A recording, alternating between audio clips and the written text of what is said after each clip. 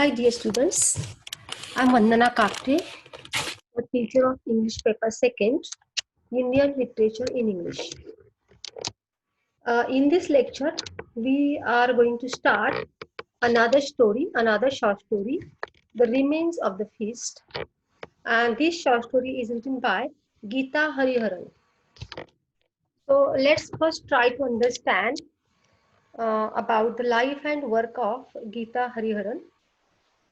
So you see the image of Geeta Hariharan on this slide, how she looks. Next, she's Indian English writer. Geeta Hariharan was born in 1954 in Coimbatore, India. She was educated in Bombay, Manila, and the United States. She worked as a staff writer in WNET channel 13 in New York, and from 1979 she worked in Bombay, Madras and New Delhi as an editor, first in a publishing house, then as a freelancer. So this is her life and career in short. So she was born in India and educated in India as well as in United States of America, and she worked in United States of America in New York as well as in Mumbai, Madras and New Delhi as an editor, for the publications or publishing house. So after after we understand this short biography of this writer, we should try to understand something about her work. She's an activist also. So in 1995, Hariharan challenged the Hindu Minority and Guardianship Act as discriminatory against women. So Geeta Hariharan works mostly for justice of women, justice for women, and so she challenged the one act which was against women. That is the name of that act was Minority and Guardianship Act. Hindu Minority and Guardianship Act, and she challenged this act in the court. And she, the case Geeta Hariharan and another versus Reserve Bank of India and another led to a Supreme Court judgment in 1999 on guardianship, and because of that, Supreme Court judgment was given in 1999 about guardianship. So Geeta Hariharan's published work includes novels, short stories, essays, newspaper articles, columns. So she's a writer, literary writer, but at the same time she writes about the newspapers or articles in the newspapers, columns in the newspapers. So this is her career as a writer or as a editor. Next. Uh, Something more about the writer, we shall try to understand what she has written as a writer, a collection of highly acclaimed short stories. She's very famous as a short story writer. So her very famous short story collection is The Art of Dying. The Art of Dying means dying म्हणजे मृत्यू. सो मृत्यूची कला किंवा मरण्याची कला असं आपण मराठीत म्हणू शकतो. So it was published it is a collection of short stories, means katha sangrah hai yahan. So it was published in 1993, and a book of stories for children, The Winning Team, in 2004. So one more book, The Winning Team, was also or is also famous for short story collection, and it was particularly written for children. That is also very famous, written by the writer. Geeta Hariharan has also edited a volume of stories in English translation from 4 major South Indian languages. A Southern Harvest, which was published in 1993. So a volume of short stories in English translation. So she has translated short stories from South Indian languages, particularly. South Indian languages means Kannada, Tamil, Malayalam. So the stories written in these regional languages were translated by Geeta Hariharan in English. and it was given the title that is A Southern Harvest, and co-edited a collection of, she has also co-edited Sahasampadan Jala म्हणतो आपण, a collection of stories for children, and the title is Sorry Best Friend. Sorry Best Friend is the title of the collection of stories written for children. So she has written books for children, which are also become famous, and uh, towards the end of the 20th century, her books are published particularly. Hariharan's fiction has been translated into a number of languages, including French, Italian, Spanish, German, Dutch, Greek, Urdu, and Vietnamese. Her essays and fiction have also been included in anthologies such as Salman Rushdie's Mirror Work, 50 Years of Indian Writing, 1947 to 1997. So Hariharan wrote for several years a regular column for a major Indian newspaper, The Telegraph. So we can find that how Hariharan has worked as a writer, and how she has become or she has got international popularity, international recognition, because her stories have been translated into various international languages. Though she has written uh, in English, in Indian English, or particularly, um, though she has written in English, but these English stories has been or have been translated into other languages of the world, that is French, Italian, Spanish, German. So from this, from this we can say that how popular she is, or how well she writes, or how her writing has been welcomed by the whole world. So her essays and fiction, she has also written literary essays. Hmm? Literary assess म्हणजे साहित्यावरील निबंध जे आहेत, साहित्य विषयक निबंध, that is literary essays. And fiction means here short stories. They have been included in anthologies. Anthology म्हणजे संग्रह. When we take or when we collect the stories from many people and publish all those stories by various writers, not one writer. One writer, when you collect all, when a writer collects all or publishes all his stories in one book, then it becomes collection of short stories. But when a person takes different stories from different writers and it edits them, or he publishes them in one book, then that becomes anthology. So Salman Rushdie has published one anthology of the short stories, and that is titled as Mirror Work, 50 Years of Indian Writing. So he has taken the stories in this book from the period 1947, that is independence period, to 1997, and all those famous stories written by the writers, Indian writers in this period, during this period, he collected and he published in the Mirror Work. Okay, then she has her great work, or her very regular work is as an editor, that he wrote regular columns for the newspaper, Indian newspaper particularly, titled as The Telegraph. Okay. Next, Geeta Hariharan has been visiting professor or writer in residence in several universities, um, uh, including Dartmouth College and George Washington University in the United States, and the University of Canterbury at Kent in the UK, and Jamia Millia Islamia University in India, in Delhi. We know it is in Delhi, where she is at present scholar in residence. So at present she is working uh, as a scholar in Jamia Millia Islamia University in India.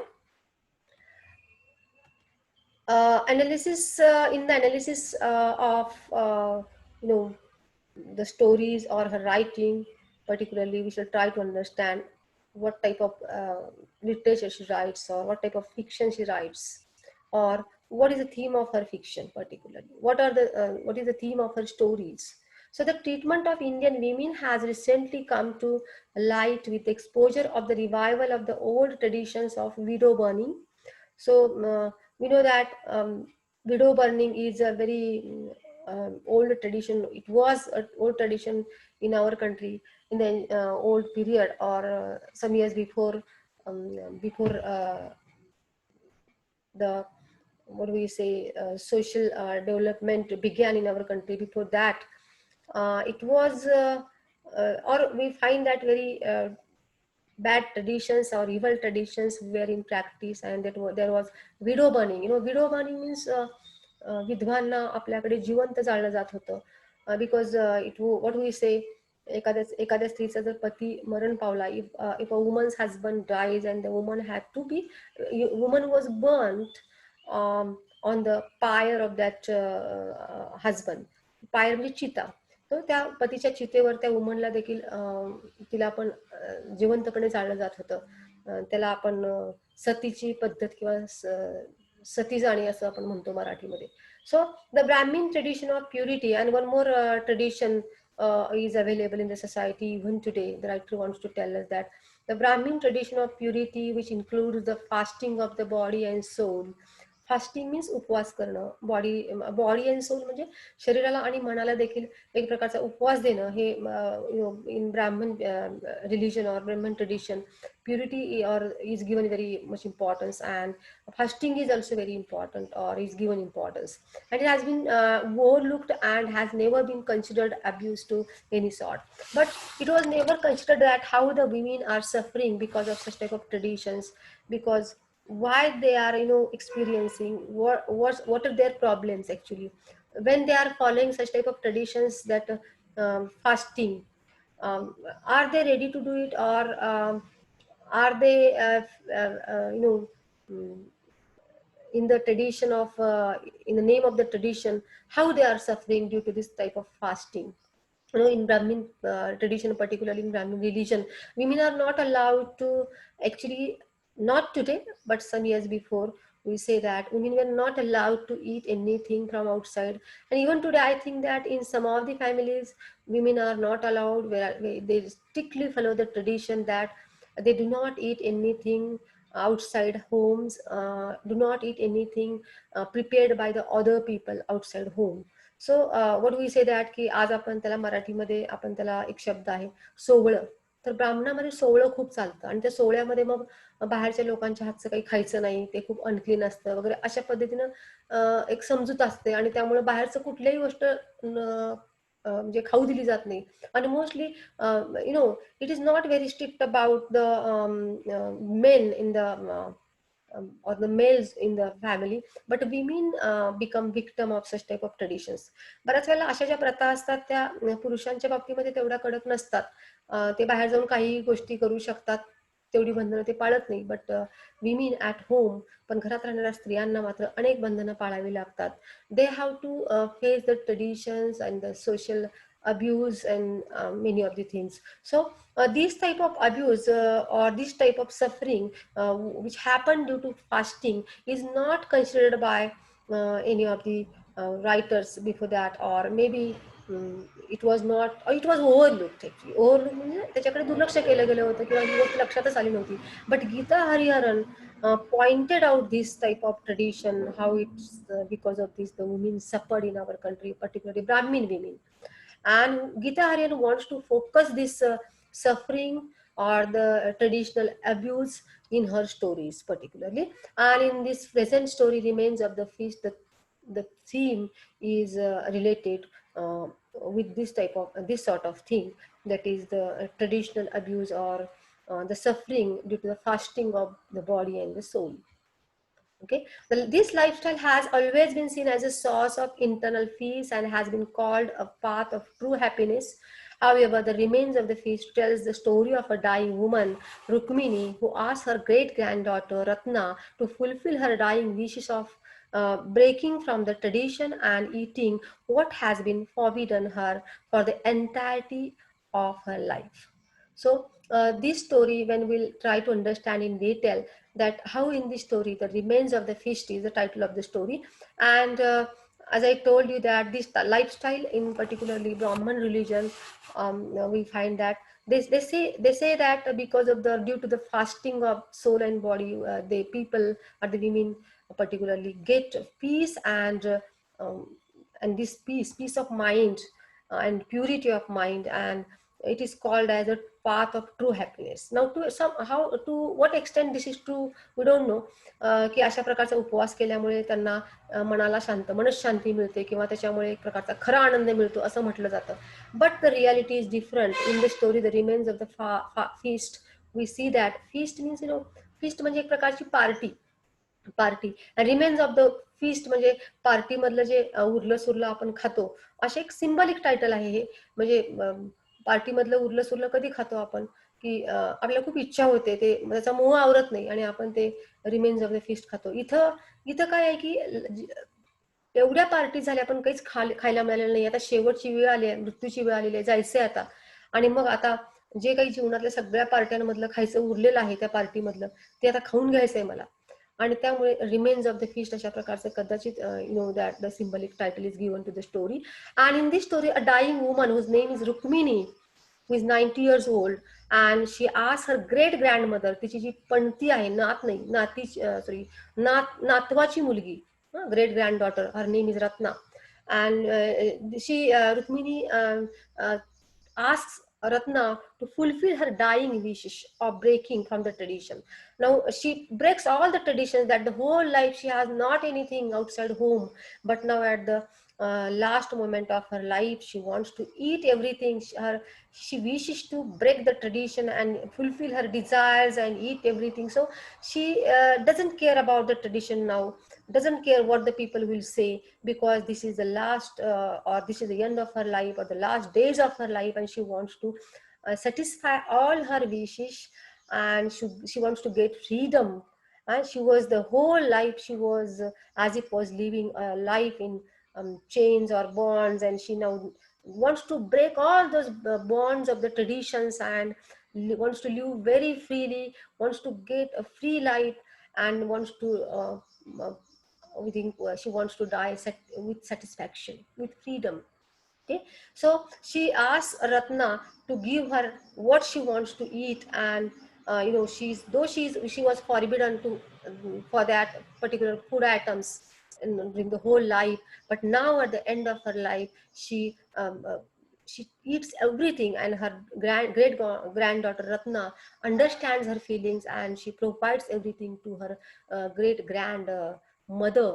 तिच्या आपल्या आपल्या पणजीला ही रत्ना सगळं काही provide करते, तिच्या सगळ्या गोष्टी किंवा तिच्या सगळ्या इच्छा पूर्ण करते. So this is the story about a old woman and her great granddaughter, and great granddaughter actually tells this story. She is the narrator.